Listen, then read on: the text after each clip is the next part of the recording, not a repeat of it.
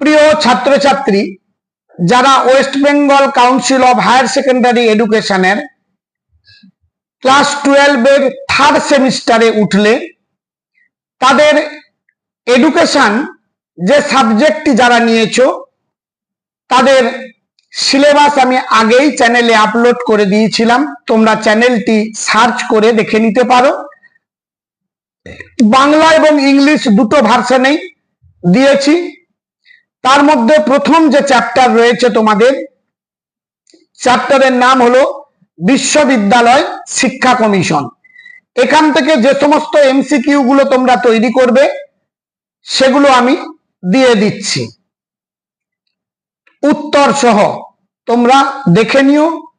এবং এবারের পরীক্ষা থার্ড সেমিস্টারে কিন্তু তোমাদের হোম সেন্টারে আর পরীক্ষা হবে না, আবার সেই মাধ্যমিকের মতো অন্য স্কুলে গিয়ে তোমাদের সিট পড়বে, সেখানে পরীক্ষায় যেতে হবে এবং পর্ষদ থেকে প্রশ্নপত্র সাপ্লাই হবে।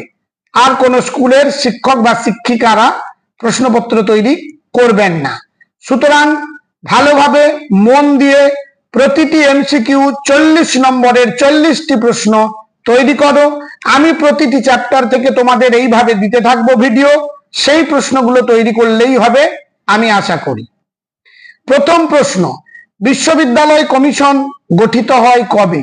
উত্তর হলো 1948 খ্রিস্টাব্দের 5 নভেম্বর।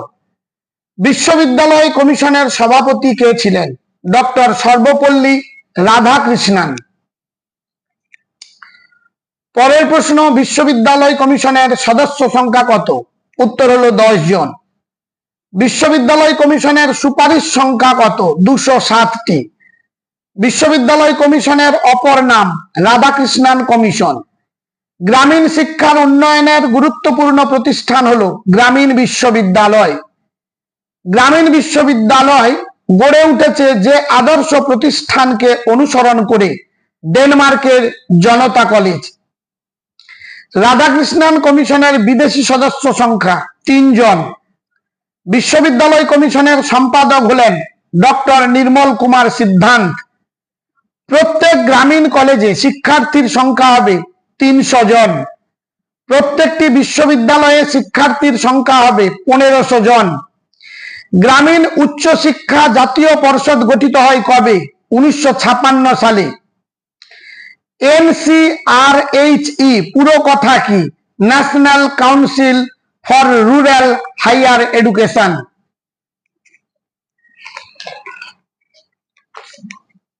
পরের প্রশ্ন, বিশ্ববিদ্যালয়ের 3 জন বিদেশি কমিশন, সরি এখানে ভুল লিখেছে, কোন এক স্টুডেন্ট লিখেছে, সেটা থেকেই করছি, তাই মাপ চেয়ে নিচ্ছি। বিদেশি সদস্য হলেন হবে doctor Arthur E Morgan, doctor James F Duff এবং ডক্টর টিগার্ট। গ্রামীণ শিক্ষার কাঠামোটি লেখো। বুনিয়াদী শিক্ষা 4 বছর, মাধ্যমিক শিক্ষা 3 থেকে 4 বছরের, কলেজীয় শিক্ষা 3 বছরের, বিশ্ববিদ্যালয় শিক্ষা হবে 2 বছরের। শিক্ষার মাধ্যম সম্পর্কে ত্রিভাষা সূত্রটি কি? আঞ্চলিক ভাষা বা মাতৃভাষা, রাষ্ট্রীয় ভাষা বা হিন্দি এবং ইংরাজি। ইউজিসি পুরো কথা কি? University grant commission.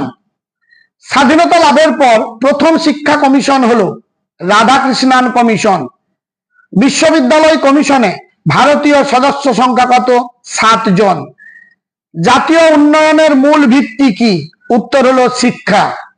ডিপিআই পুরো কথা কি? Director of public instruction. Radhakrishnan কমিশনের একজন ভারতীয় সদস্য হলেন ডক্টর কমল নারায়ণ বহল। বিশ্ববিদ্যালয় কমিশন সুপারিশটি সরকারের কাছে কবে পেশ করে? 1949 আগস্ট মাসে। গ্রামীণ কলেজ ও বিশ্ববিদ্যালয়গুলি পরিচালনা করবে কারা? উত্তর হলো পরিচালন সমিতি। পিএইচডি ডিগ্রি অর্জনের সময়কাল হলো 2 বছর। পরের প্রশ্ন, বিশ্ববিদ্যালয় মঞ্জুরি কমিটি গঠিত হয় কবে? 1945 খ্রিস্টাব্দে। বিশ্ববিদ্যালয় মঞ্জুরি কমিশন প্রতিষ্ঠিত হয় কবে? 1953 সালে। যে কমিশনের সুপারিশে ইউজিসি প্রতিষ্ঠিত হয়? রাধাকৃষ্ণন কমিশন। প্রথম কোন কমিশনে ত্রিভাষা সূত্রের কথা বলা হয়েছিল? রাধাকৃষ্ণন কমিশন। বিশ্ববিদ্যালয় শিক্ষা কমিশনের সম্পাদক কে ছিলেন? ডক্টর নির্মল কুমার সিদ্ধান্ত। বিশ্ববিদ্যালয়ের শিক্ষা কমিশনের চেয়ারম্যান কে ছিলেন? মমি দালা জগদেশ কুমার। মাত্র 31টি প্রশ্ন তোমরা এই প্রথম চ্যাপ্টার থেকে যদি তৈরি করো, আমি আশা করি তোমরা কমন অবশ্যই পেয়ে যাবে। এবং প্রতি বছর উচ্চ মাধ্যমিক পরীক্ষায় যেভাবে সাজেশন আমি দিয়ে থাকি, এবং এত কম সংখ্যক সাজেশন একমাত্র এই চ্যানেলেই দেওয়া হয়ে থাকে, তোমরা ফলো করো, দেখবে কমন তোমরা 100% পাবে। এবছরের উচ্চ মাধ্যমিকে এডুকেশনে যে যে প্রশ্ন কয়েকটি লাস্ট মিনিট হিসেবে দিয়েছিলাম, প্রতিটি প্রশ্ন কমন এসেছে। এমনকি এমসিকিউ, এসএকিউ প্রত্যেকটি প্রশ্ন তোমরা যাচাই করে দেখে নিতে পারো। সুতরাং এই চ্যানেলের উপর আস্থা রেখে তোমরা লেখাপড়া চালিয়ে যাও। আজ তাহলে এই পর্যন্ত, এটি প্রথম চ্যাপ্টার থেকে দিলাম, পরবর্তী তোমরা ফলো করতে থাকো, আবার সেকেন্ড চ্যাপ্টারের প্রশ্ন উত্তরও তোমরা পেয়ে যাবে। আজ তাহলে এই পর্যন্ত, দেখা হবে তোমাদের সঙ্গে পরবর্তী ভিডিওতে। আর হ্যাঁ, চ্যানেলটিকে তোমরা বন্ধু বান্ধবের মধ্যে শেয়ার করে দেবে, কারণ বহু সংখ্যক তোমাদের বন্ধু বান্ধব আছে যারা কোনো প্রাইভেট টিউটর কিংবা কোনো কোচিং সেন্টারে পড়তে যেতে পারে না তাদের আর্থিক অনটনের কারণে। তাহলে তারাও বিশেষ উপকৃত হবে।